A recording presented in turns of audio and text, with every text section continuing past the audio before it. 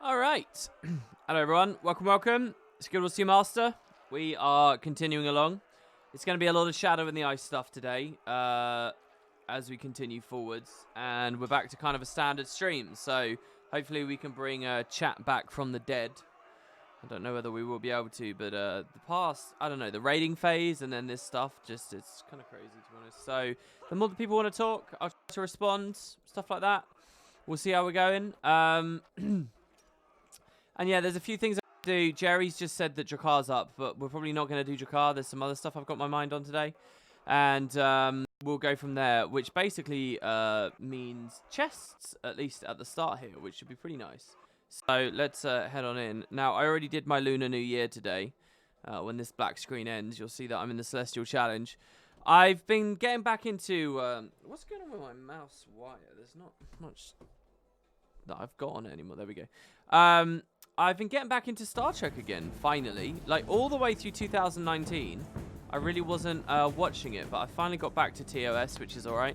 And I was trying to sort of half watch TOS, half do the Celestial Challenge and get progress. But I ended up missing like 3 chests in a row, and that's a lot of time. So yeah, I don't know. I don't think I'll have that much progress on it. I've tried to do it roughly once every day. If we look at the festival section, the New Year customs, I'm 5 out of 8 on my 3rd ding out of however many. So if I get 3 more before the festival ends, I'll have 15 points. And there's a total of 60 up for grabs, so it's going to take ages. So anyway, the Black Lion store today has new items available. And also has a gift, apparently. They've got this new UI here, the little present thing. So, the Pegasus Griffin is the new thing, really, I think.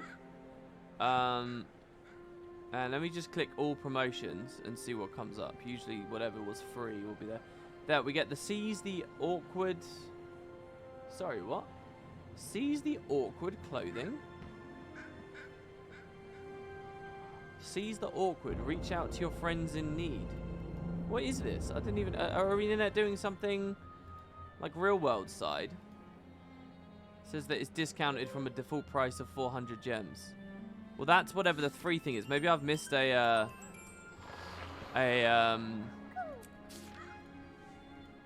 blog post or something. I didn't realize that was a thing. Should I have heard of that before? Seems like it's for a nice cause, at least. So Liz has actually now been to the new map.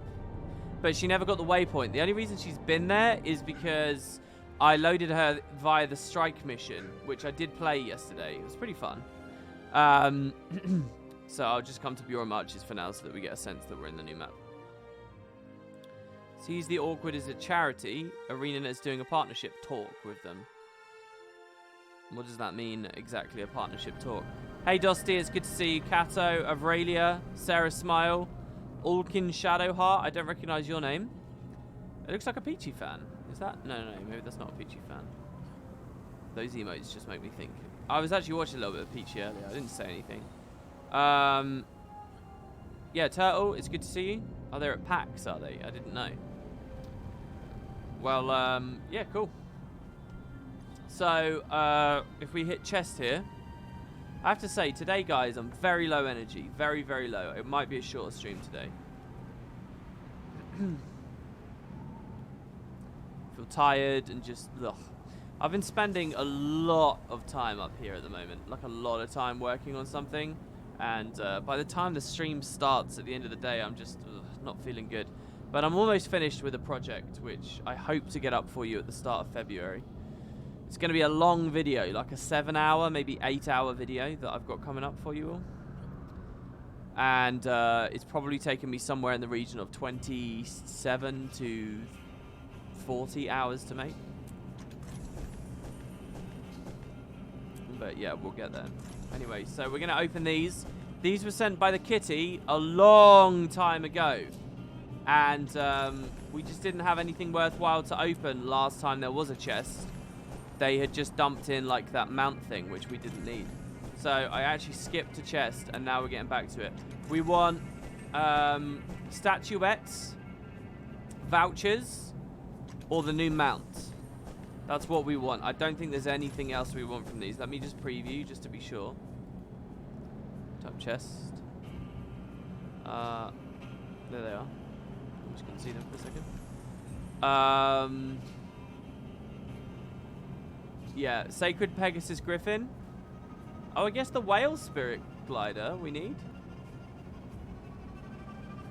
I think I already have this. I think I already have those. But this whales. What the? Seriously? Oh my god. Why is no one been talking about this? Everyone's happy to laugh about the Pegasus. So it's like the Raven Spirit, which is also ludicrous and always has been. And now there's Whale Spirit. Dude, Whale Spirit. Why have we got a Spirit of the Whale in this patch? Oh, they're so prepping for some deep sea dragon stuff. Whale would have a Spirit of the Wild. Look, there's fish, there's horse. Oh, this is crazy. I was going to say horsies there. What are they called? I can't. They're just horsefish, aren't they? They're not horsefish. Seahorses. Horsefish. Oh, that's really cringy. That's some dumb stuff you just heard come from me there. I just made myself cringe real hard. Seahorses. Yeah, wow. I wonder what it looks like with default dice. That's crazy. So we want that as well. And then obviously if we get super lucky, cool, but that's happened once ever, so I'm not banking on that. Well, it kind of happened twice. It was just one of them was less good than the other.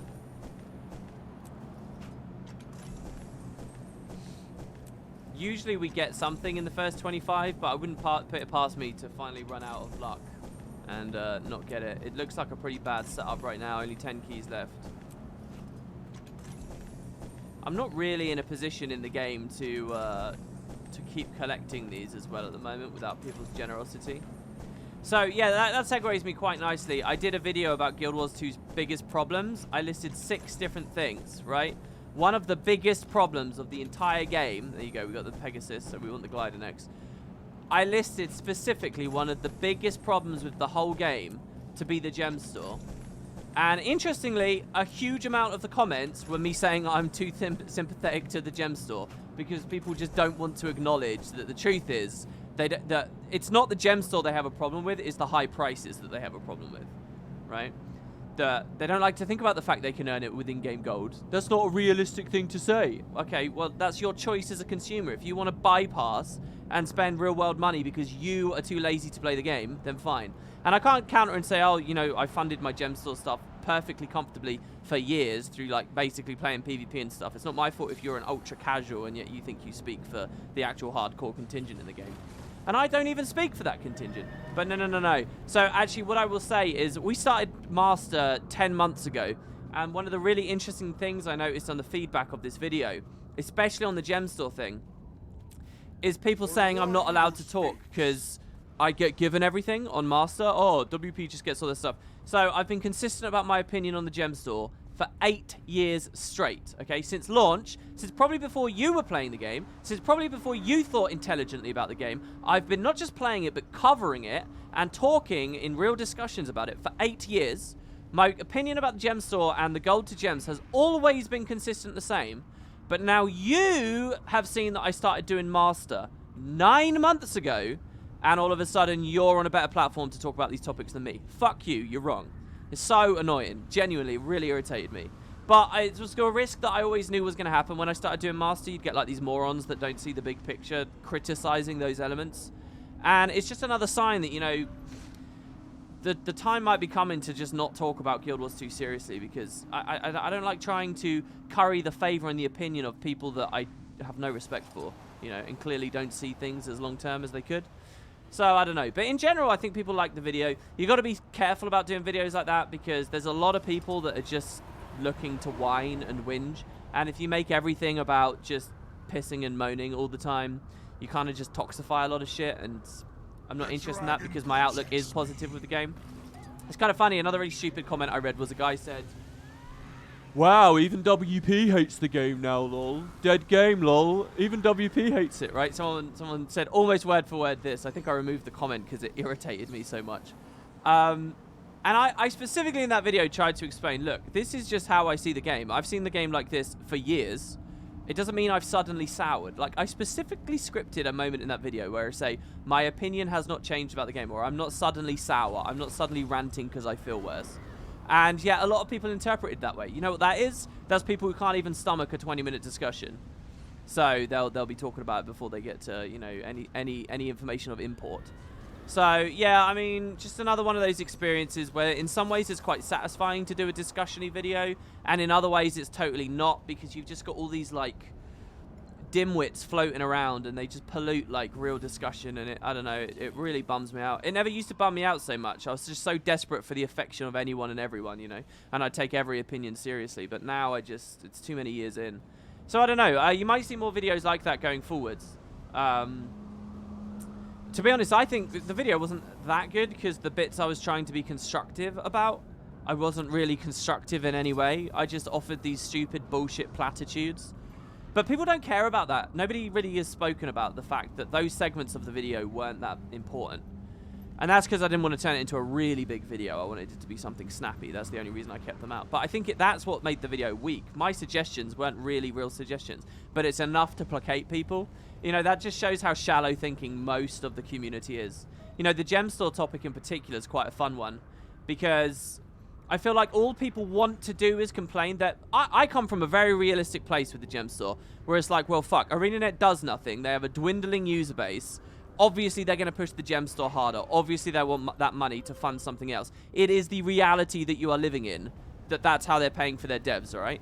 So, like, I come at it from that baseline. Most people don't actually think any of that. They just think, there's too much good skins on the gem store and it's too expensive. I want it to stop. There's no stop and then blah, blah, blah. It's just, I want it to stop.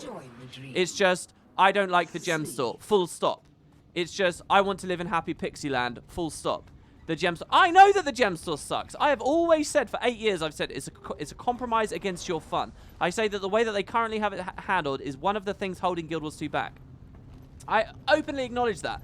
But you have to understand why things are the way they are. You have to actually look a little bit deeper. But again, people don't like thinking of solutions on the internet. People just like ranting about problems. And I think if that video was illuminating in any way to me, it's that I could be so blasé and pathetic and anti-intellectual with my suggestions, and no one calls me out on it. No one. All they want to do is talk about me being overly sympathetic. Like, how sad is that? I really... the world we live in is very sad. I don't think it's just gamers. I just think it's people. And especially people as they get older. I think people as they get older get a lot stupider. And a lot more, like, fierce about their preconceived notions about what they believe in the world. And...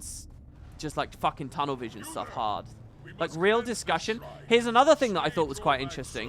Let me just be very candid. I'm really happy about how that video went. It got lots of views. I haven't done a video that gets lots of views for ages, even if it was basically just Reddit bait, right? I haven't done a video like that, and it's got lots of likes, and some people have said, oh, it's a masterpiece and all this kind of stuff, which I don't really agree with, but it's all lovely, right? I'm not salty about doing the video even remotely. However, another little like example of just like the anti-intellectual, like non-discussion oriented thrust in this community now is the second I put that video up, right? Obviously, it's called Guild Wars 2's Biggest Problems. The second I put the video up, it's, well, how long is it? 20 minutes? Maybe 30? It's somewhere in that space between 20 and 30. Within the first 5, I had like 15 dislikes on it, right? And I don't actually care about that. You guys can go dislike it right now because, like I say, that just helps the video, and obviously it's going to be a video people are within their rights to disagree with various points, right? You can do that. I really don't care. It does nothing but actually benefit me if people dislike it. So I'm not salty about the dislikes, but what I will note is that's people just against the fundamentals of the video. They see the title, and they're like, oh, I don't like that. I don't like that. No, no, no. We're not going to talk about Guild Wars' problems. That's kind of weird, right? Like, I know what the standard experience for my channel is, like how quick likes come in, how quick dislikes come in, what the proportions are and stuff. This was much more proportionally slanted to the dislikes. Instant. And that is people who are not watching or speaking on any topic or actually thinking about it. They just don't want to have the discussion. That's not a discussion we're having. I don't like this. I don't support you doing this. I only support you, Wooden Potatoes, if you are being emphatically nice or emphatically mean about the game. And that's kind of interesting. That never used to be there with Guild Wars for me. There never used to be that, like, middle, that just fierce, this is my opinion and I'm leaving it there now, you know, and I'm just watching videos to reinforce how I believe. To a certain extent, I've always thought that people on the internet are like that. They just watch stuff to reinforce their beliefs. They just want to hear you say what they're thinking. Right, that's always been somewhat true, but I feel like it is more true for my sitting audience and channel right now than it has been for a long time. And maybe that's just because I don't do enough discussion-oriented stuff anymore.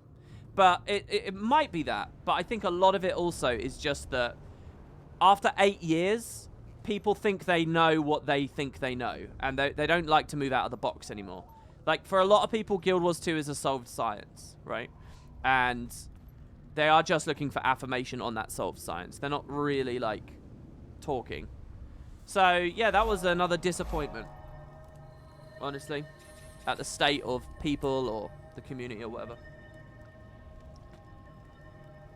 Yeah, Valen says, don't people do likes as well before you watch them? They do, right? So, again, I'm not saying, oh, that's the worst thing in the world. I don't actually care the dislikes, because equally, you know, I'm talking about 15 dislikes, but I probably had like 30. No, I had way more than 30. I had, like, a vast quantity more instant likes, right? And obviously that would be hypocritical for me to be complaining about the nature of the instant judgment. But what I'm doing is observing the slant of the instant judgment. I can understand a slant to instantly like something I produce because people might think, oh, I like that guy, I like the format of videos he does, I like the discussion, I like his opinions, whatever. You find the voice ludicrously sexy, whatever your reason is, okay? Let's be honest, it's not many of the third one. Maybe a few years ago, before I got all high and shrill. But whatever your reason is, there's like an expectation there'll be some of that, right? But it was just that more significant instant detest of the topic. That was it. It was just that. And it's kind of weird. So what else did I have to say about that video before I get sent off into a tangent about something else? I don't know. I mean, maybe you guys can prompt me into something. I will say Nike from DNT, I don't talk to him very much, not since he moved to PoE. He messaged me on Discord and said, he kind of pointed out a connection between two of the points in that video, and I think he's kind of bang on about it. A lot of people have really struggled to articulate this idea, but he was very, very precise with his language, and I think it kind of expanded before me in a way that I wish I'd entered into the video. And that's this. If you think of Guild Wars 2 as an MMO that fundamentally seeks to utilize cosmetic progression, horizontal cosmetic progression, instead of statistical gear-based progression, right? If you think of Guild Wars 2 as a game like that, which in most regards it is, you know, fractals notwithstanding. If you think of Guild Wars 2 in that way, it's really not suited to a microtransaction-oriented economy, because the gem store is already going to be a compromise against the game's legitimacy and actual systems. But when the gem store is offering the cosmetics, you really undercut like the whole principle of why people are interested in rewards and their self-motivation. And it was kind of interesting to, if you think about it in a certain way, it's kind of like ArenaNet's business model has never really matched with their gameplay philosophies. And bizarrely, alright, I know this is fucking crazy, bizarrely, I think Guild Wars' philosophies do much better suit a subscription game. Assuming there's such a thing as a subscription model that doesn't utilize MTX anymore, but I'm pretty sure that they all do, right? So, I mean, there's another tack onto that discussion where you're essentially, you got to look dead in the eye the fact that even fucking single-player games have these cash shops and shit. But maybe they could wean off of it. I do have quite an optimistic view about ArenaNet, and I do think if they had wanted to, and if they had felt it, they would be successful with it. If that studio had said in 2012, we're going to be sub-fee, but there will never be a cash shop, ever. We're not ever doing a cash shop, I promise you. We're not fucking doing it. It's sub-fee and that's it. I do believe that ArenaNet would have had the integrity to do that, because I think when they draw lines in the sand, especially with stuff like that, they have stuck with them. I really do. You might call me a fool for that. I would say you're overly cynical and you're wrong. So it's kind of funny. I kind of would have trusted Arena to go there. And yeah, then maybe their actual core systems would have worked better. There's another side on that, which is essentially saying Guild Wars' philosophies are to create a casual audience. And therefore a sub fee would never work. And I just want to slap you in the face if you feel that way. Honestly, that is so untrue. That's one of the most frustrating things about the comments I've been reading. People genuinely believe... I can't turn the tides. I can't do it. I'm just one man, right? And all I can do is have some discussions. You cannot turn the tides anymore. People believe that Guild Wars 2 was made to be casual and is for casuals. And I've read some insanely illuminating stuff in my comments of people saying... The biggest problem with the game for me was when they added raids, because it was always meant to be a casual game, and then they stopped being casual, so I left. Like, what the fuck? Find me the quote. Find me the quote pre-launch, we're making a casual game. Find me any interview ever that has ever existed from any dev in a leadership position or even some menial bullshit position suggesting that Guild Wars 2 was made purely for casuals. I can give you, and have given you can check my channel, reams of interviews and developer comments about how fucking hard dungeons were supposed to be and how they're essentially what they wanted raids to be and how you should never be able to pug them and all this stuff. I can show you examples of how they operated Guild Wars 1 and encouraged a hardcore user base. I can give you reams of that stuff. Find me one fucking vote from the devs that say they were making a casual game. Alright? You can observe what it has become, but don't you dare tell me what it is that they were trying to go for, alright? We got here through the studio's incompetence. That is how we got here, and that is a crucial difference to most people's perception of Guild Wars 2. We got it because the devs never did it right. Because they never made a fucking game where you could jump, because they didn't actually know what their philosophy was in terms of the Trinity, which was muddy even before launch. I've seen a lot of people saying that as well. Oh, Guild Wars' problem was going back on the Trinity thing. What Trinity thing? They always had waffly grey bullshit answers about that. My god, the number of threads we had on the Guild Wars 2 Guru forums talking about that and the mess that was probably coming is insane. You think that we hadn't seen this? The devs never wanted to make a casual game. They never did a manifesto video where they said, hey, are you a casual? Come play our game. All right, the closest they ever got, right? The closest they ever got was saying that they wanted to make an MMO that could be viably played by people who were getting older in their lives, right? As in an MMO that that you could play if you were starting a family still, or you had a mortgage. They didn't want to rope you into a rat race. And specifically and directly, these comments were always looking at their gear philosophies, which they've never budged on. That's what those comments were in reference to. They weren't about getting rid of, like, any sense of difficulty in the game and, like, any kind of reason to play it long term or to call it your home. Like, to suggest that Guild Wars 2 was always meant to be a game on the side. They wanted to make the best MMO that has ever existed. That's what they wanted to do. They wanted fucking everyone. Alright, that's what they used to say over and over and over again and stopped after launch, that they were making the best MMO possible. And if anyone ever asked them, yo, I'm a raider, I like this, I like, you know, to really get into the games, will this have something for me? I'll tell you what they would have told you about. They would have told you about PvP and they would have told you about dungeons. So don't give me this shit. Just because that's what you eventually came to believe it to be. That's what you've interpreted it as over these years. You're wrong, that's not what the game was meant to be. And I know some of you all sit there and say, WP, why are you so ranty? I mean, at the end of the day, it has become quite a casual game. It's just that sense that people feel they can dictate where Guild Wars 2 is supposed to go in the future or where the devs supposedly missed that based on their perceptions of what they think the game is, which are completely off base. And that frustrates me. It frustrates me to hear that the game could never, like, have a turnaround for a hardcore user base, for example. That frustrates me. And it frustrates me how half the hardcore players, or most of the hardcore players, will say I'm too casual to speak on their behalf. And the casual players will tell me that I'm too fucking hardcore to speak on their behalf. None of you really know how much I play the game. Stop ad hominem me and look at the actual content of the discussion. How about you do that? And you'll see it's flawless. Alright, I'm being a bit arrogant there. Cool, I seem to have had a bit bottled up there. Yeah, there was a lot about respecting your time. Absolutely, yeah. But again, pointedly about the gear philosophies. Like, I'm in the unfortunate position, I have to say, this is very humble braggy, right? I'm in the unfortunate position of having followed this fucking thing since 2009, alright? I'm 11 years deep. okay, into really thinking about and looking at Guild Wars 2. And a lot of my formative experiences where I remembered the most and, like, actually have reasonably accurate information I can give you are much older than what most people have now. You know, I have to look at the fact that what I'm doing is I'm talking to a crowd where a lot of them weren't even playing in, like, Heart of Thorns, you know, and they're going to tell me what the game is. And obviously they can speak to what the game has become. But yeah, you know, and all this stuff is going to be so salient and so important whenever we see what next ArenaNet wants to do. You know, whatever console game they might come for. Like, I'm just so sad for them in terms of people are going to... Oh, we never did Jakar, obviously. I could maybe squeeze... No, fuck Jakar. I'm going to do the... if you haven't noticed, I'm trying to angle to do the sky scale things. I'll get on those. People are going to... I'm sad for them because people are going to just come to whatever ArenaNet makes next and say, oh, it's just going to be a bullshit game for, you know,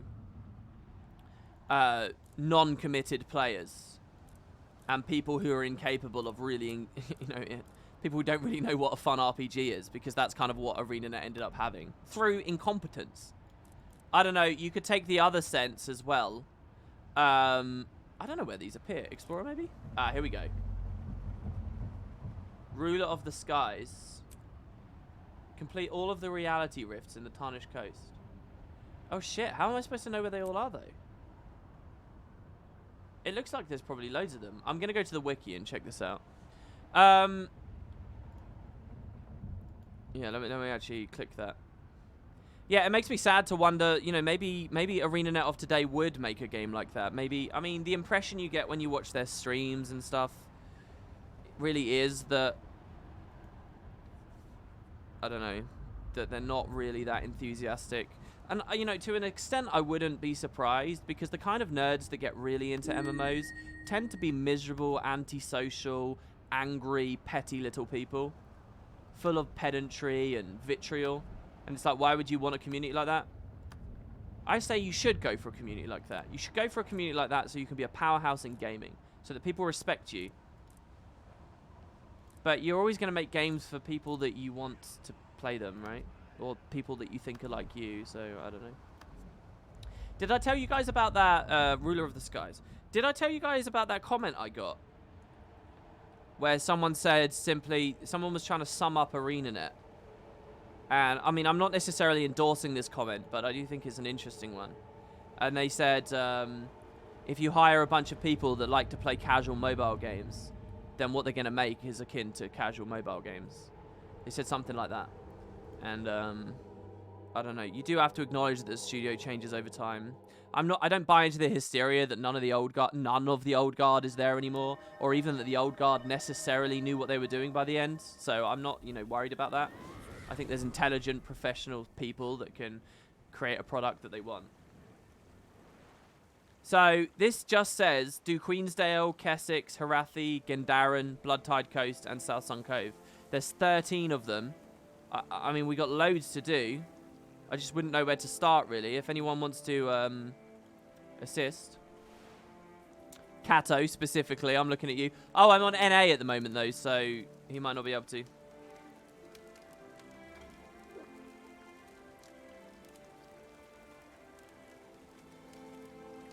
Dusty says, I don't know from whom the next game will be, but I've lost faith in ArenaNet that I can't say it will be good. See, to me, that's really foolish, Dusty.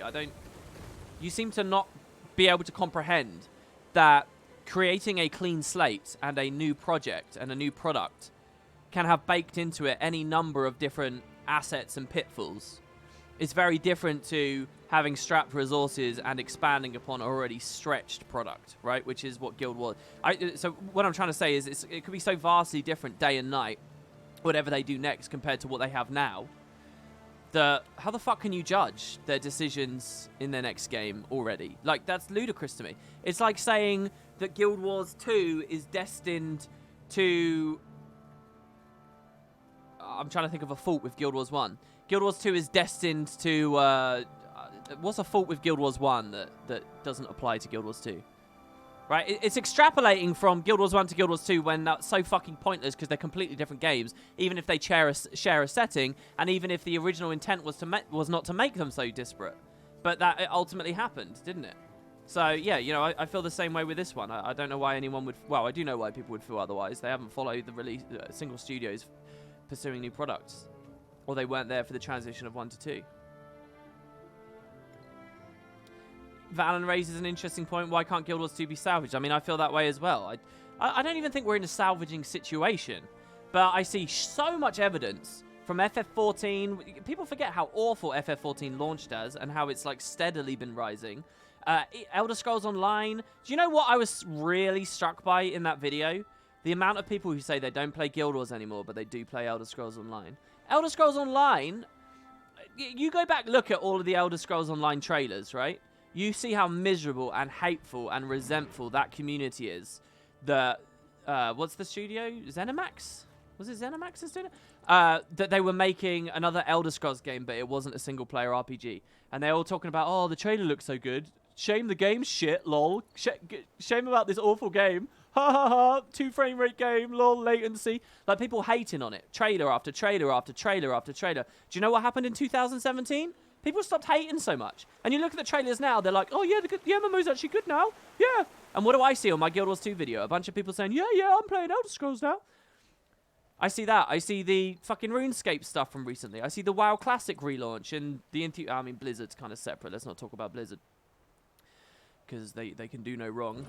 Like, literally, they can do the worst things wrong, and it still doesn't matter. So, you know, I see all these examples of MMOs that do fine with the right direction.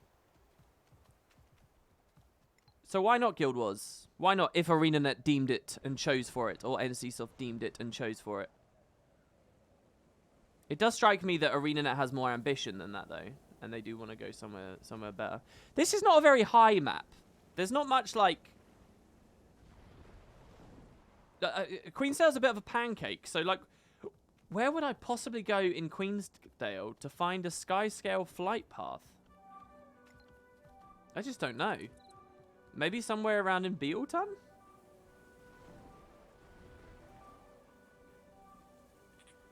WoW Classic is getting ruined hard, is it?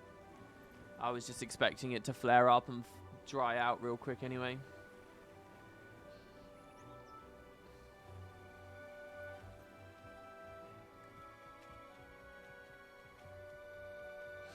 You heard they had irreparable economy exploits. I didn't know that. I saw an interesting thread on RMMORPG the other day as well. And again, I don't really endorse or agree with this, but it was an interesting like notion. Someone said maybe the problem with MMOs isn't that they're bad and they failed. Like, RMMORPG is like a cesspit filled with people who seem to hate the genre every bit as much as they want the genre to go somewhere, right? So they tend to be very dour, you know. It's always this game died, this game died, this game died. Someone did basically a post where they said, look, why don't you guys think of it this way? We're all familiar with the presumption that people have. If an MMO is really big, but not bigger than WoW, then it's dead. And if an MMO is really big, and then it shrinks a little bit, and it's still a massive fucking game with a huge population, but it has been known to shrink a bit, then it's dead, right? Like, that's like the fucking normal understanding, and that's the way that people actually attack these products. That's how they think about them. It's those two things, and that's why we seem to have this graveyard of MMOs everywhere, because invariably, every single MMO hits that phase, right? That's how people feel. So the guy said, let's just ignore that for a second, and let's acknowledge that games like SWOTOR, right, or Perfect World, and WildStar obviously got shut down. MMOs that get shut down obviously are exempt from this. But there's actually a fuck ton of MMOs out there, even some of them decades old now, that are there doing their own thing. And they've got their little user bases that are super invested in their accounts, so they're not really going to leave. They might not like the game that much anymore, but, you know, I got 39,000 AP, I got 20,000 hours, I got all this stuff.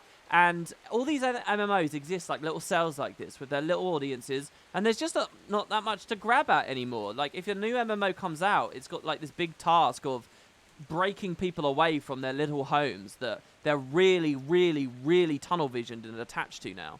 And so maybe the problem with MMOs wasn't that they're dying and failing. Maybe it's that they're actually too good at just retaining these people. If you think about other genres of games, you know, if you think about the era of PlayStation 1 gaming, we don't really think or care or acknowledge that there might be mass numbers of people playing Crash Bandicoot 1, that's such a significant demographic it's going to stifle the sales of future Crash Bandicoots. No, they fuel it because there's an assumption that you're allowed to put it down.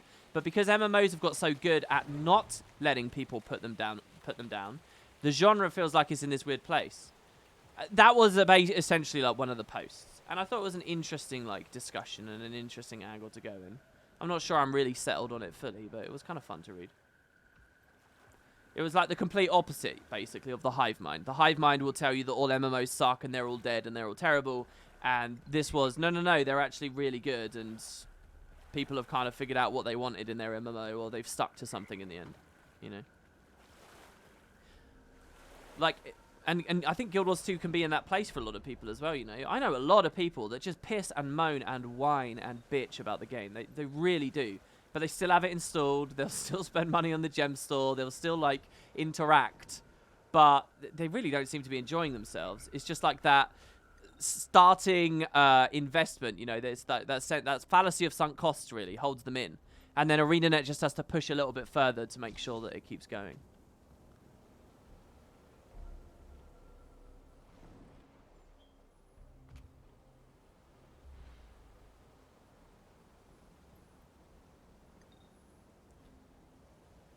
I'm just flying around looking for, like, an orb, by the way. I'm now wondering if Claypool is the answer. Did I say Claypool earlier? I meant Beetleton. Yeah, Fliff still exists. I actually had a friend play Fliff the other day. I was watching him on a Discord stream. A bit of a nostalgia bomb, I guess. There is a page on the wiki with all the rifts? I already looked at the wiki. There wasn't anything there. Do they have individual pages? No. Oh, Reality Rift. I see. There's in the See More section. There's actually a whole other thing. Oh, brilliant. Okay, cool. All right. We will, we'll go in order then. We'll go by map. We'll go, reverse alphabetical by map, which means we start in the Wayfarer Foothills. We are going to be starting at Taigen Waypoints. Or Taigen. I love the name Grawlem Fjord. Okay, cool.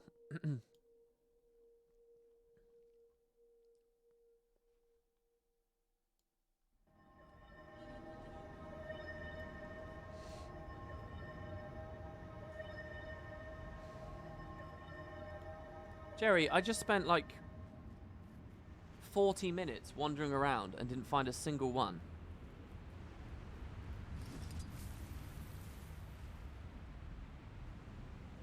Unless I was going to start a whole new account progression up.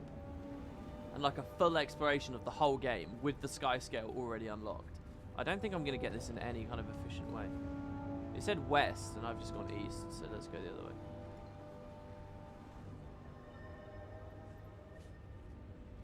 And besides, all it's done is given me a very... There's not maps or anything, it's just given me a slight clue. So here's one.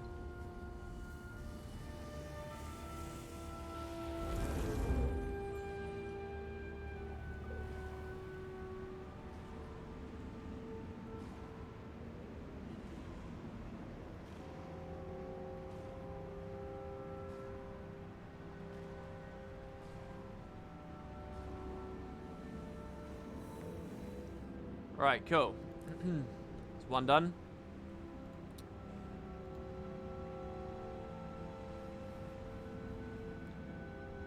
Northeast is the other one. North of Victor's Point, apparently. Apparently it's pretty close. This is Victor's Point? No. Oh, somewhere around here then. South of Twinspur Haven, I guess, maybe. You have to be careful. You have to... That you have the buff when you start the rifts, or it doesn't count at the end. Right. Buff from collecting the first one, I guess? Oh, you read that they're adding a ton of one-off items, like the Harvest Chair. I'd love to get the Harvest Chair, for sure. It's been a thorn in my side. We obviously didn't get that glider. I don't know whether I would just buy that directly or what. It's kind of interesting that last Black Line chest had no unique item, and this one's got 2. they stacked them both in.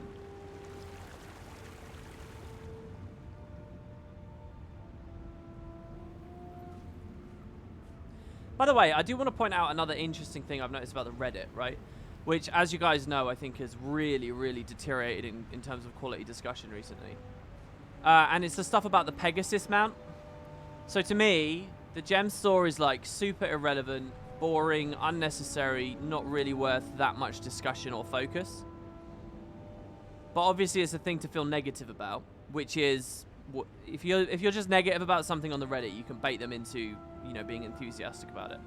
And it's funny, for as much as people are negative about the game as though they need something more substantive and shit, and that the Reddit's just full of random art posts and bullshit, and it needs to be like better, it needs to, you know, they'll pretend like they're actually interested in real discussion. They'll pretend they're interested in the health of the game and stuff like that.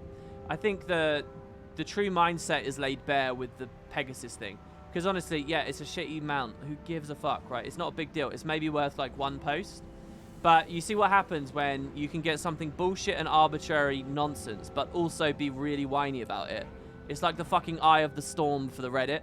And no wonder all of the posts now are all about that and everyone's obsessed with it. Because that is the truth.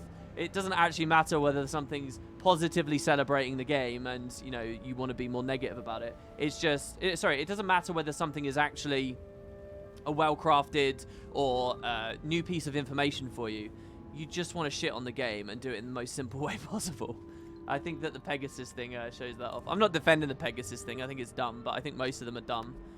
You know, I'm not in a news situation here. All right, so we got that done. Timberline, we're going to the Iron Vale waypoint.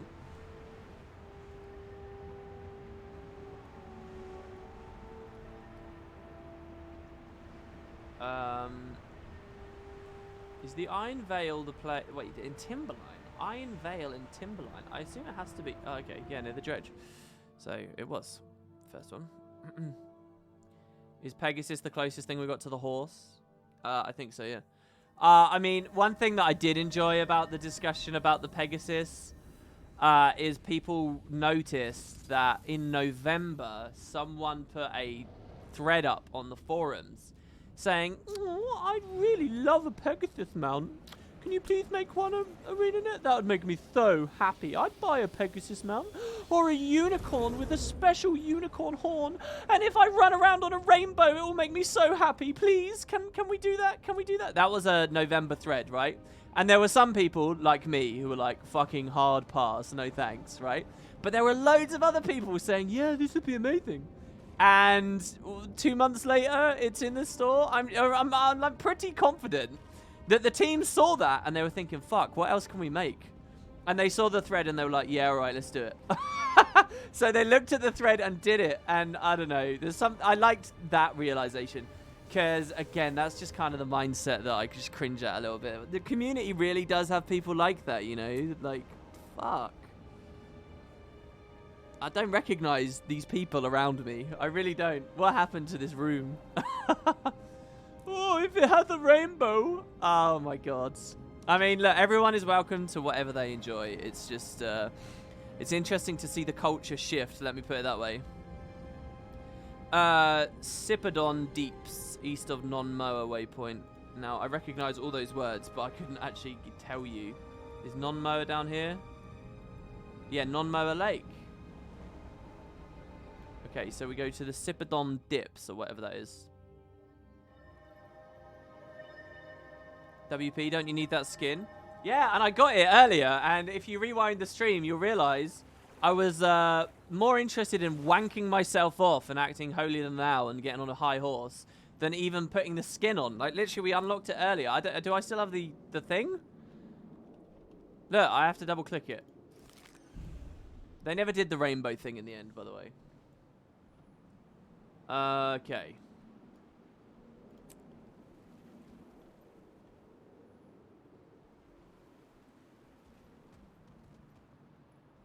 Let me reread, because as much as I am an arrogant dick, I don't actually remember what it said, even though I read it 2 seconds ago. It says just go east and north of the deeps.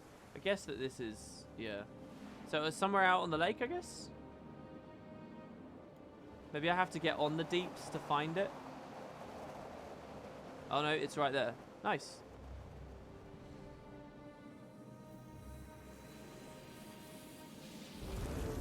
Oh, it does have a rainbow. Does it actually have a rainbow trail? I know it has a glowing horn. My horn can pierce the skies. Or heavens, or whatever it is. It's Unicorn Barbie. Look, I mean, they do some edgy skins as well. You know, they got some edge in there for me. I didn't know if they actually did that though.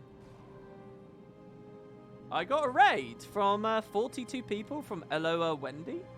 I don't recognize that name. Hello to the people who have just arrived.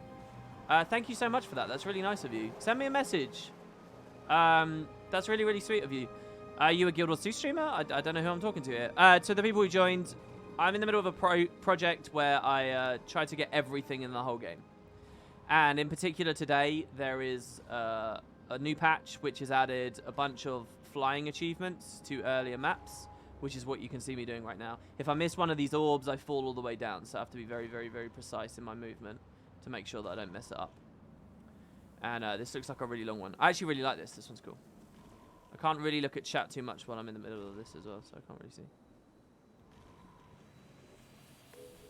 Nice.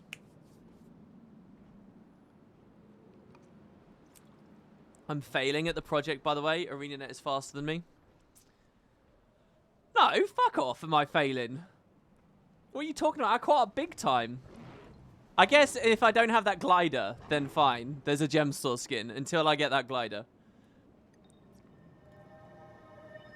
I told you guys I did the strike mission. But there are a lot of achievements. There is a lot here. I'm actually really happy with the way that they did this new one. Like multiple achievement sections. But for the first time, I'm actually ready, you know? I'm ready to just hit it. So, we'll be good. Just dash spam. Yeah, but I don't want to miss it, so I'm going to go slow. Oh, excuse me. All right, good. So the next one is at Thunderhead. Oh, how cool is this? We're going to be going all over Season 3 and Corteria maps. And Season 2 maps. And POF. All right, so Thunderhead Peaks at Moorage Waypoint. There's not many waypoints in these maps, thankfully, so... Dude, this is way bigger than I remember it being. The Moorage Waypoint. I could have sworn there were only 3. Am I crazy? East of Moorage... Oh, it must be this one. Yeah, yeah. Because airship. Moored. Oh, we got Ben here as well. It's good to see you. Time to implement anti-potato achievements to drag it out. Well, it'll make me compliment the game more, you know? I guess that there's that tendency, right? Even if you're doing something kind of nuts, you tend to feel like you're not doing anything that nuts. Because, like, I've been capable of it, and I'm not special, so how is this crazy, you know? So you can't, at least I have that tendency, right? Like, if I'm not just being arrogant and making jokes, that probably is, you know, me acting arrogant is funny to me, because sort of who I really am on the inside, I often sort of, I don't know, I don't have that, like, crazy confidence, you know? And so, I tend to sort of feel like, well, if I did it, it's not that hard. Like, now, since I've had Champion Brawler, I'm sort of like, that's a piece of shit achievement. Why doesn't everyone have that? That's so easy. What are you all playing at, you know? And the more time that passes, the less sympathetic I am to any achievement or accomplishment I may have done, and other people may not have had. So you've got to be careful of that. You've got to keep that shit in check. But what that might mean is that, you know, I'm sitting here with the game done, waiting for them to put new stuff in, and I'll say, this is the problem with Guild Wars, when the truth is, no one's even doing half of it. Oh, man. Let me see the direction again. Thank God for the wiki, I have to say. The wiki has always been the ultimate Guild Wars 2 resource. It just says east. That's what I did. I just flew east, man. The thing is, I don't know whether it's up, down, or all the brand stuff everywhere is scary as hell to look at. You just don't know whether... It's obscuring. Oh, is this it, maybe? Do they have a different, like, style on this map? Getting quickness again. The quickness on these is so weird. I could have sworn the devs thought they were giving you, like, an actual movement modifier. By the way, we're not lagging, which is good. At least nobody's told me we're lagging. Oh, I feel like this is wrong. I feel like this isn't it. I'm going to go for it anyway, because why not? It looks pretty cool. And that volatile magic, always worthwhile. Am I right, everybody? Sorry, thanks to this series, I've been doing achievements, and I was avoiding, and it's amazing how painless they were once I decided to do them. Yeah, you know what's kind of weird? We're here in Thunderhead right now. This whole master thing, last year, at the start of 2019, one of the new things I tried was AP of the day. Where yeah, that was definitely not it. Where I tried to get one achievement done every day. And it was really easy. It was so capable of doing it. And it's funny, the first achievement I did was here. And it was about exactly a year ago. And now, here you are talking about that. Which is like totally relevant. And then in the end I thought, well, why am I making videos out of this? I'll just stream it and call it Master. I mean, I've been thinking about Master before, but yeah. And that's what ended up happening. Here it is. See, it's like super obscure against the background. Get some of this amazing Thunderhead music. Right, we got the buff, 19. Oh, I see. So we can see how long it's going to be by the buff, because it diminishes each time.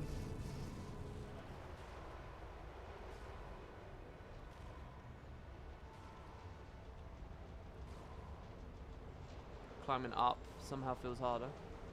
You can't dash directly up, right? Maybe combat mode with perfect camera execution you can?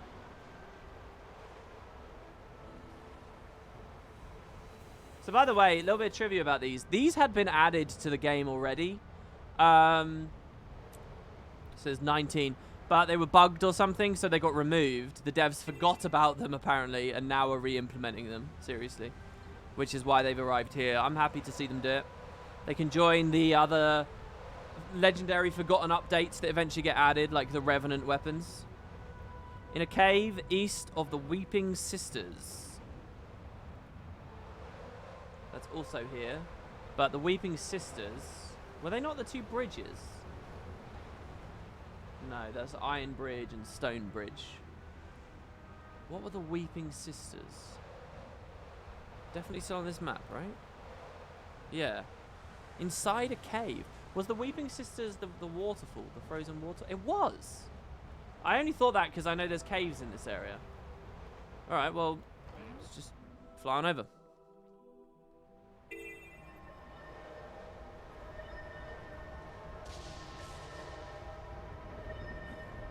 You think there should be raid, dungeon, fractal, strike journals in game? It's so easy content what the game has to offer. I've got to tell you guys, the strike mission. Wow. I'm kind of buying into the concept. Not that I think it's like this amazing, amazing, amazing feature, but it's way better than I thought it was. So my experience, I played with two friends who I know are competent at the game and probably better at PvE than me, right?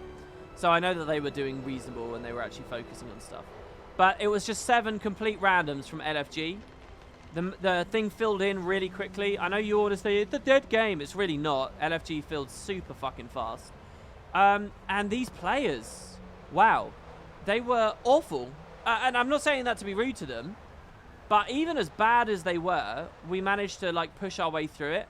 And they were so enthusiastic and excited. They were like, you know, it was simple. The telegraphs aren't that crazy in the new strike mission. They're not that crazy. They're like, you know, maybe some T3 fractal experiences, something like that, which can look a bit messy, but, you know, I would assume most of us are used to that kind of stuff. And these guys are, like, defeated for, like, okay, to set an example here for you all. We want to go into a cave here, because this is obviously not the actual thing. They would do stuff like 7 people are dead, 3 of them are alive. The boss has, like, 3/4 of his health up. And there's 3 players alive. So what do? All right, there are 3 players in a 10-man squad alive. No comms, no build set up or anything like that. The boss has 3/4 health. What do you do? Let me hear it, chat. What do you do? all right, and I'll just jump the gun because the stream delay. You're probably going to type /GG, aren't you? These are players that don't know what GG is. Like, they literally don't. And, like, even typing to them and saying, could you please GG? They won't do it, right? They're just so obsessed and like, oh, I've got to get this. Even though the boss has fucking loads of health and everyone's dead. And how are they surviving while everyone's dead? Well, because they're in, like, soldier's gear and stuff, right? Like, this is the level of player we're at, right? And so, obviously, a ton of them, in the winning run, a ton of them get defeated pretty early. And they're, like, sitting there in chat and they're going, whoa, this is epic. Whoa, this is like a raid. Oh my god, that was intense. Like, there was literally a guy who was dead for nearly the entire fight, and he typed, whoa, that was intense, like, as he's watching it. I think that's so, like, fucking good, right? Honestly, like, really good for the game, because it's like, there is definitely an audience here of people who are just not being pushed, and they would probably really love it. And I'm like, I'm thinking to myself, what do you mean this is it for the intense comment? What do you mean this is intense? This is just fucking Fractals. Go play some Fractals, dude. Just do this stuff. It's not that bad, honestly. So, you know, it's one of those things where I believe everyone starts as a casual and has it in them to really find joy and excitement in all the branches of the game. Mostly because I tend to think everyone's like me, right? And I tend to just think, if you do something enough, you'll figure out what's good about it. Like, I'm like that with food. I'm like any kind of experience. If I initially have a quite bad experience, I never really trust my instinct. I always think, look, this has been made for a reason, from a certain perspective, in a certain way. There is something to enjoy here. Let's find what that is. What is it I'm supposed to be liking right now? That's weird. I didn't get the trail. And I often get that way. This was kind of a challenge, by the way. And I remember doing that in the past, so I don't know what's going on. I think lots of people like that. Guild Wars just needs to integrate this stuff a bit better. Like, the strike missions need to sneak in a little bit better. Oh my god, I got a donation. So yeah, I'm kind of on board with the strike missions, really. We got, like, bronze, and I've still got silver to earn and stuff. We can do that on the stream, or maybe I'll do it off, I don't know. But, yeah, was definitely a good one to see. Lissaran tipped $5. Hey WP, I've never done any fractals apart from back in the release times with my old guild. Any advice on how to start, what to look out for? I know there's Torment Res.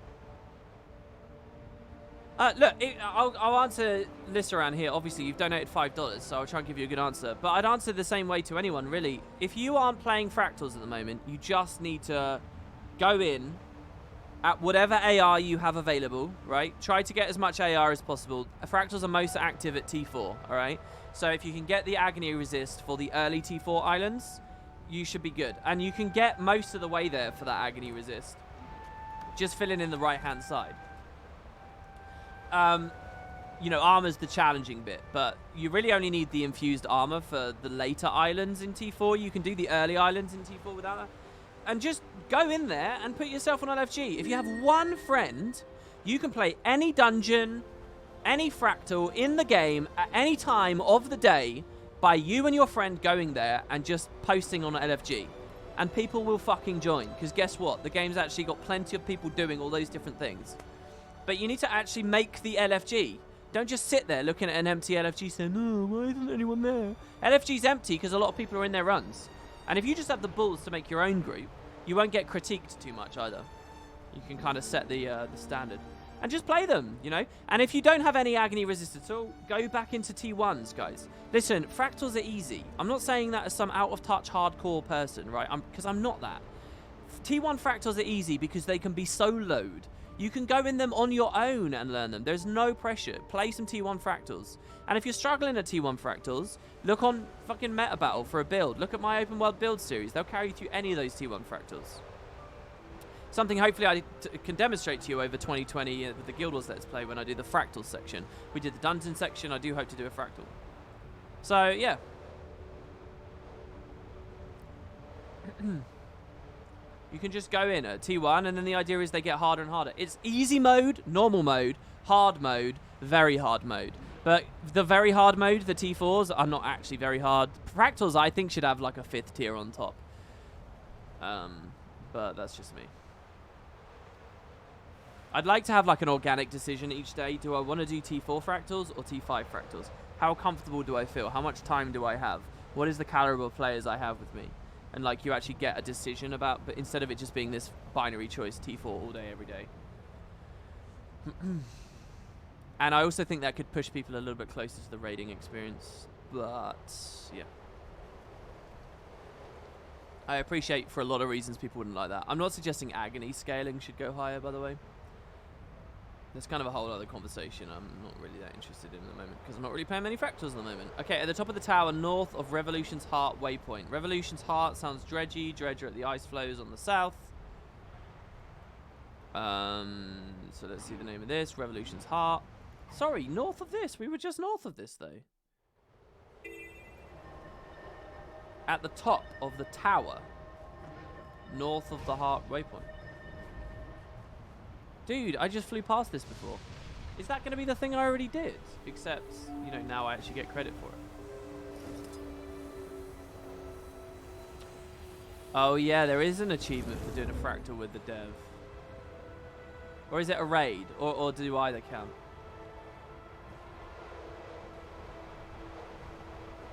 Yeah, I don't have that either. I don't think I've ever been killed by a dev in World vs. World either. Isn't that one? Oh, no, it's kill a dev.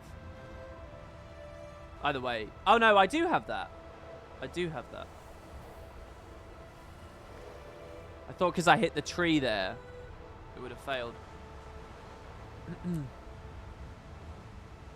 Oh, there's two. There's to kill and be killed. Oh, no, there's one for fractals and one for raids. Many moons ago, I was offered to raid with the devs, but I just never took them up with it. Okay, the Silver Waste, because I'm an antisocial, introverted, whiny little boy. Southwest of the Camp Reserve waypoint. Let's go there. Southwest. See, the way I translate that is south left, which is not good, and is why I'm so bad with cardinal directions all the time. I just think of west as left all the time, and it's such a bad idea. Oh, I've looked at this one about 100 times.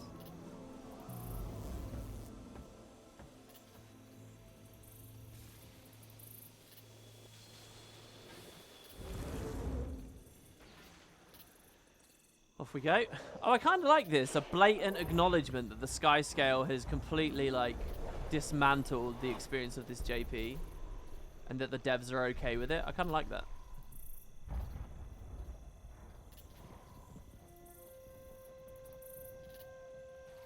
Still love the music on this map. Here I will chant some dives, because, you know, let's be honest. Dude, this path... This might actually be... Oh, no, it doesn't go all the way. I was going to say, if that took you to the Vine Wrath, that might actually be one of the smartest, most efficient ways through. Okay, another reality rift is here. It's west of the Dry Dock Grotto at the bottom of the chasm. Oh, wow. You get to fly out the chasm? Oh, I'm very excited about that. You know what? I've never flown into the chasm. I haven't really been back here since Mounts. How crazy is that? 3 years. I mean, I'm sure I've been back here, but not really like in a mounted mindset. Wow, what an experience there. How many is it? 54. Oh, I'm looking forward to this. Already. Look at it going up there. I wonder if you can race it. Is it going at my pace? Hey, this is pretty premium content, I have to say. I actually really like this. How sad is that? That's how low my bar is. But look, I'll enjoy all flavors.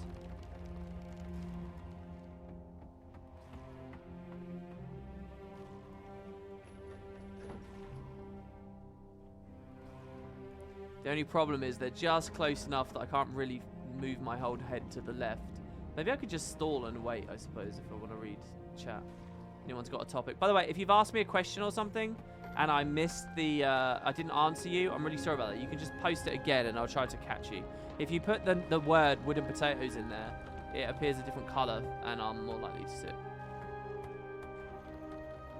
So like there, for example, I flicked my eyes to the left. The only message I saw was Benji telling me to get good because he put wooden potatoes on it.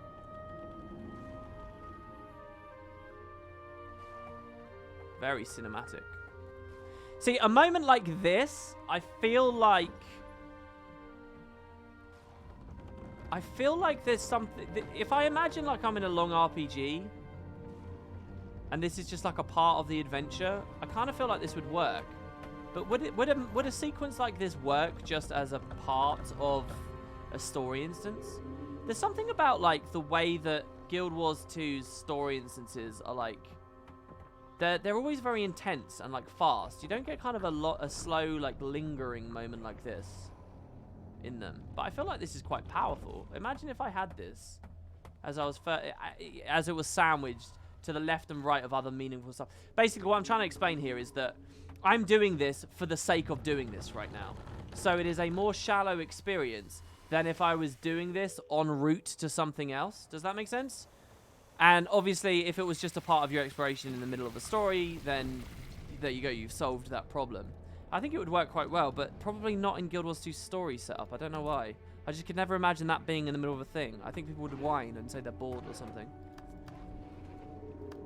Or a high enough proportion of people would whine. I mean, obviously, people will whine at anything, but a significant enough proportion. Well, that's it for the Silver Wastes. We're off to the Desolation next. We're going south of the Bone Strand. I actually think I know this one already. I think I can picture it because I've shot so many videos here. Yeah, when you look out at the horizon here, I think you see it right there. Did I get the Jeweled Scarab from the statuettes yet? Which one? The glider or the backpack? I don't remember. Wasn't it in the account tool that I had all of those done?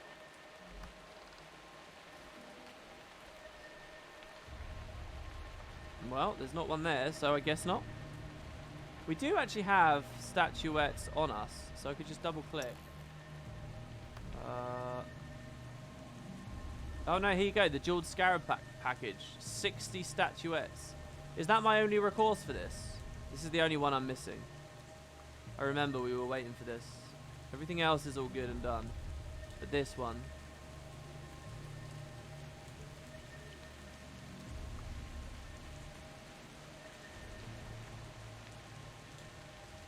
Sadly, it's the combo, and I already have the glider. But we can get the backpack. I'll just spend the 60 as well. You love this map? Yeah, I think this is possibly... Actually, I don't know. There's different flavors, right? Oh, no, I'm wrong. I thought I would have just seen it. Dude, the storm at night here. This is so transformed to what it would be like during day without the storm. I'm still so happy that the environment artist put that on this area. So good. Oh, there it is.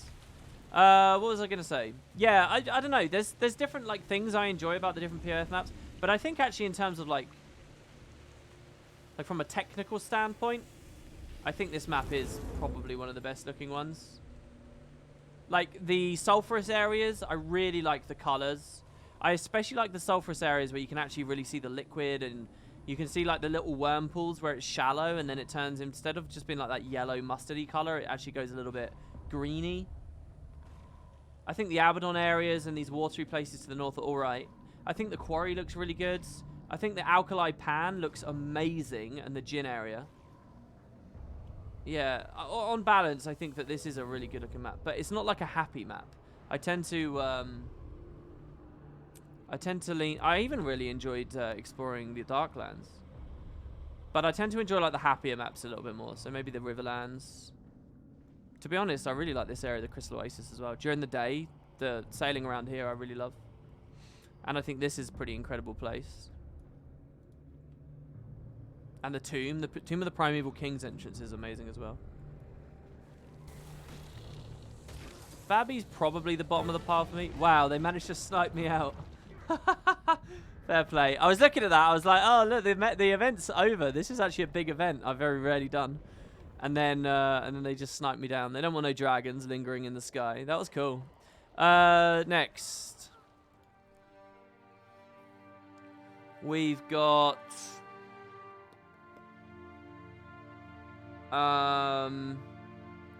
near the Vista at the Mouth of Torment. I do think the Mouth of Torment wasn't handled that well on this map. This area could have been way cooler and way more interesting.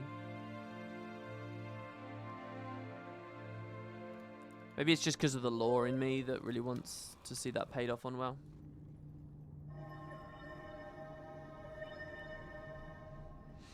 Core map should have been the fringe of humanity.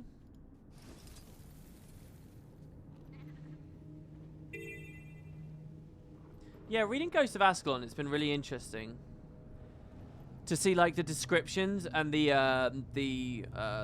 framing of the humans, because it's still very much like that early world building where the studio is really pushing on you. And you know, what was his name? Matt Forbeck.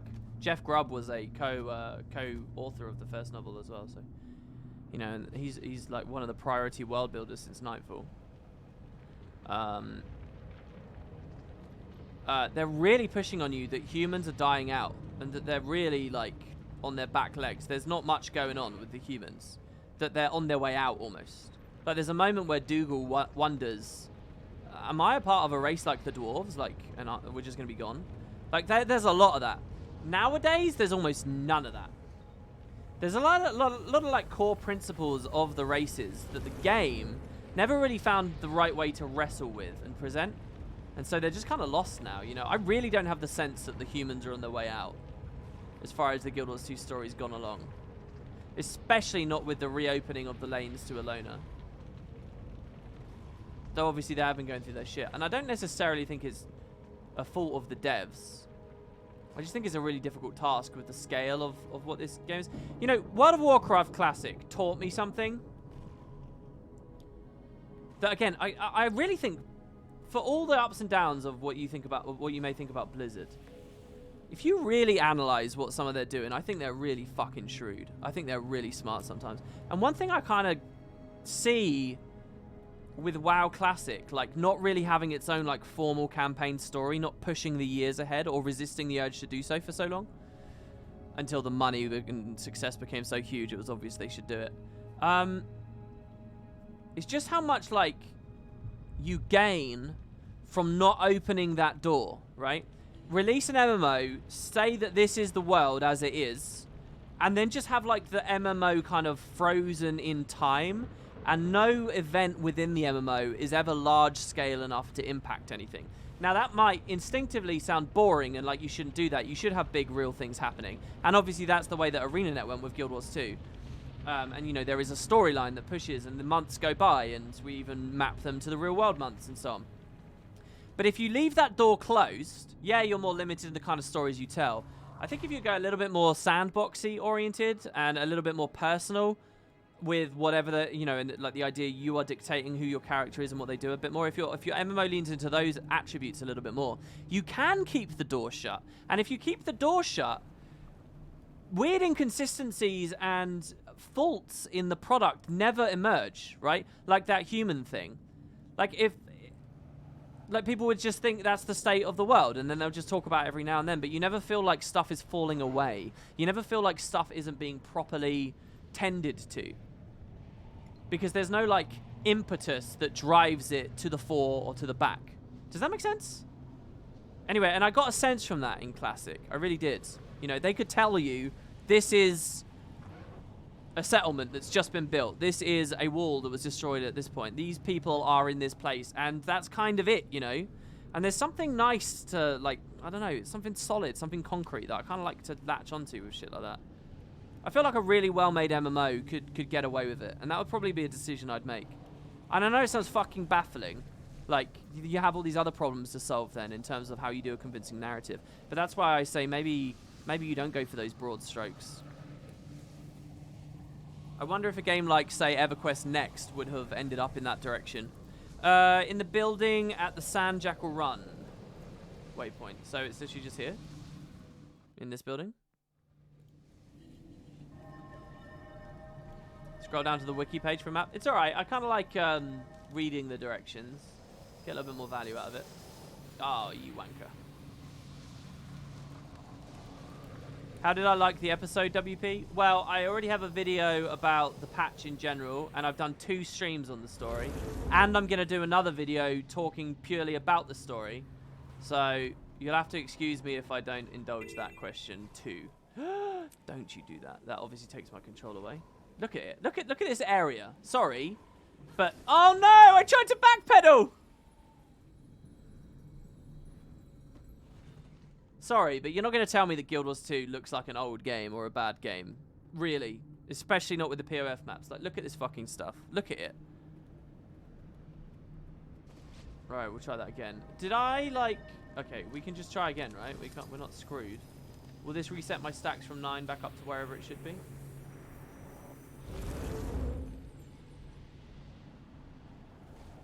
Oh, they're red now. As in, I've already done them. Right, I'm not going to try and get you a nice happy vista. You guys will just have to experience it. Oh, this is nice. I can just hold right. Oh, no. I do have to course correct a little bit.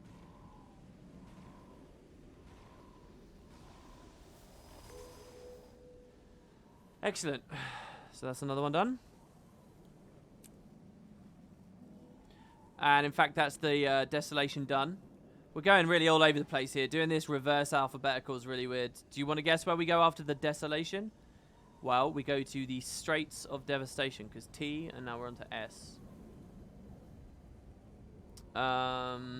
And we are looking specifically at the tip of the cliff, northwest of the Fort Trinity waypoint. So Fort Trinity's here, and we'll just look for any cliffs around. If this takes me on a tour around Fort Trinity, around like all the like elaborate blue stuff, I think that'd be pretty cool.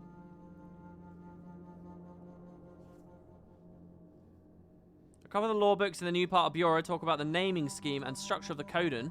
That was a good read. Oh, would that help my Stellaris mod?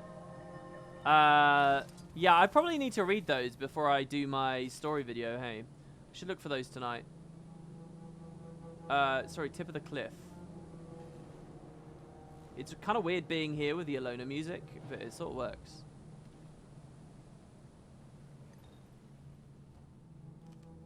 I'm not actually working on it, it's just that I mentioned it the other day.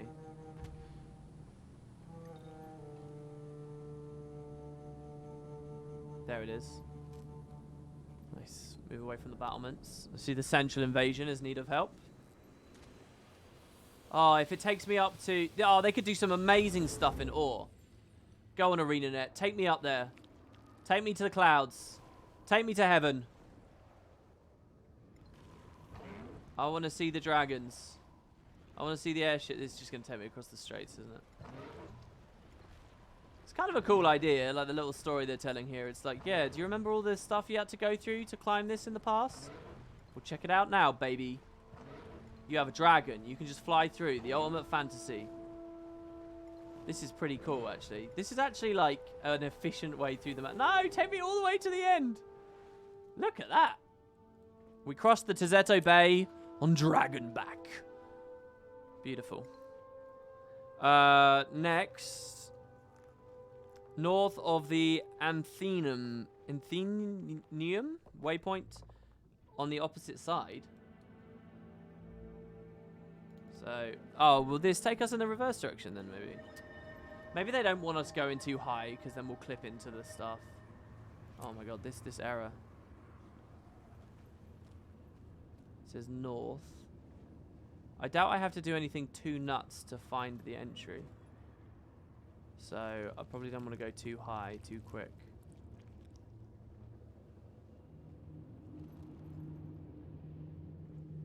Probably. Little starfish trees. Ore has still got a really interesting aesthetic to me. Seeing it from above kind of gives you these new angles as well. See, content, guys. Right.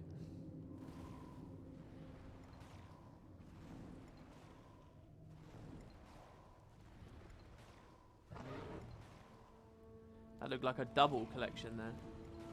This one might take us up, but I'm afraid it's just going to end at the top of this building. How many stacks? Oh, I don't have any stacks on me. So I might not get credit this time. If I don't, I'm going to assume I can character select, come back, just try again, or just in general try again. Yeah, it's ending up there. It's not going to take us that high.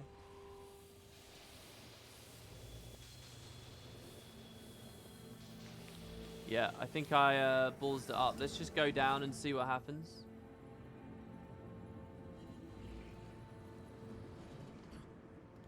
Fuck, I needed to mount before I got the combat break there.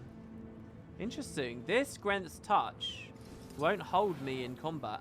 It will put me in it when the damage ticks, but aside from that, I don't actually have to cleanse it. Maybe that's because it ticks at a slower pulse than conventional poison. I don't remember where I started this now either. What? We talked about this. Oh, there it is.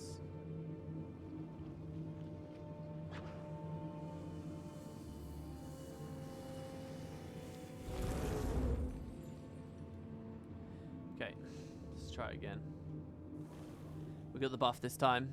19, 18, 17. What do I think about adding legendary armor pieces in place of legendary weapons? Like a shoulder or gloves per episode? I think it's doable. I don't know whether they have the art budget or whatever to keep doing that stuff. My sense is that they're just trying to focus as many hands on deck on the next thing at the moment. And they'll probably leave the legendary progression as it is until there's an amulet to add or another ring. I think we've got another ring to look forward to, another amulet, and aside from that, I think we're pretty much clear with the whole thing, to be honest, in terms of legendaries that will come in. That's my supposition anyway. I'm not too sure. A festival armor set would be cool, 1 piece per festival. I think that would be too slow for most people. They wouldn't like it. Ignoring the fact that you're getting something when otherwise you'd get nothing. Just the announcement it would take a year to get it would be enough for it to count against them. So probably best to not do anything at all. Yeah, they really make you work for the Shiver emote this time. They really seem to. It's pretty good. Oh, is the roof near here? It's about as high as we can go, I think. This is the tallest tower in Straits, it looks like. I would have thought that the temple of the Cathedral of Balthazar would have been higher. That's kind of cool. Look, the blue skies above the murk. It's like that moment in The Lord of the Rings where they're in Mordor and they catch a glimpse of the stars above, undiminished, and realize there will always be beauty even in the darkest of times. And speaking of dark times, this tragically is the end of the stream. I'm terribly sorry, everyone. But I'll be back tomorrow, and hopefully we'll go the full 2 hours. February is coming.